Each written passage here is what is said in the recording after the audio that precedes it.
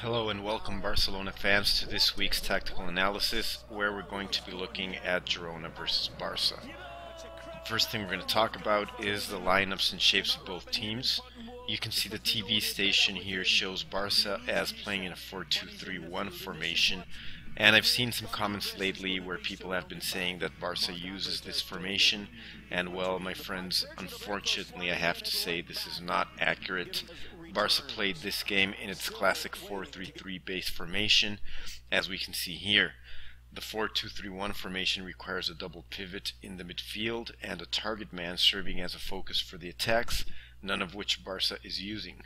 We always play with a single pivot, and this season, since Suarez's injury, we've lacked any sort of target man in the attack, relying instead on Messi playing a false 9 role. So, for the record, Barca plays 4-3-3 and has done so all season. So anyway, moving along to our players' roles, starting off with Suarez, we see that he'll be playing a wide forward / false winger role, starting in a wide position but usually making his movements towards the inside. Next we have Messi in his now traditional false 9, although we've mentioned before his role is better described as free roaming. We also have Vidal in a nominal winger role, Iniesta playing his usual role in the midfield, and Paulinho will once again play in a quote-unquote false 6, starting as a right interior but joining the attacking line when Barca break Girona's first line of pressing. Rakitic will occupy the pivot position where we usually see Sergio Busquets playing. During the game, Rakitic will often drop deep to form a line of 3 defense with the center backs, and other times he will push forward to cover the space that is created with the attacking moves of his teammates. Next we have the wide backs in Alba and Roberto, who as expected will have vast liberties to move up the field and join the attack. And last but certainly not least, at center back we have Umtiti and Mascherano, and of course Ter Stegen beneath the bars. We'll also take a moment here to look at Girona because they had a very interesting tactical approach. Most notably, their number 25 here was tasked with man-marking Lionel Messi throughout the game. This essentially left Girona with 10 players to take care of everything else, which was definitely a gamble that paid off, in a sense, because this guy managed to shut down Messi most of the game, but it also ended up costing them when they were unable to cope with Barca as a unit. So moving on to the first goal, we see Barcelona building up from the back with Mache on the ball. Notice how Paulinho has now moved into the attacking line because Barca has passed Girona's first line of pressing. As you can see here, they've all dropped deep to cover. Iniesta has also taken an advanced position in this particular play, although this move is not as recurrent in him than in Paulinho.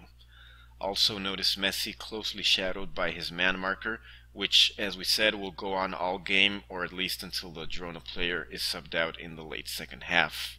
We're gonna let the play advance now, and notice this run by Iniesta here, who's gonna distract the Girona wide player here, just for an instant, but that's gonna give enough time for Jordi Alba to find this space and make his run.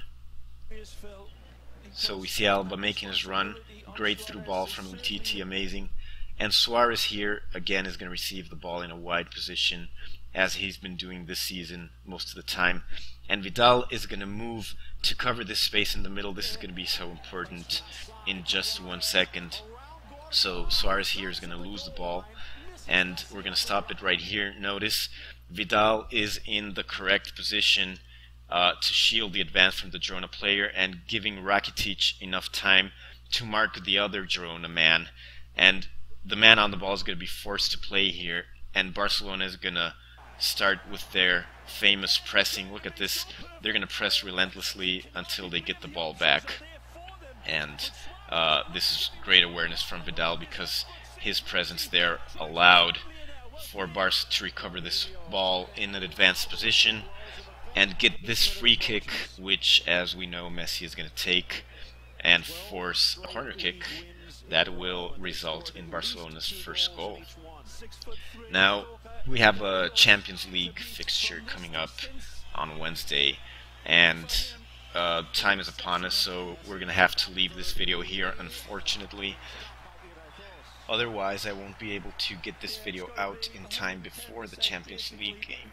So this is going to be all for today.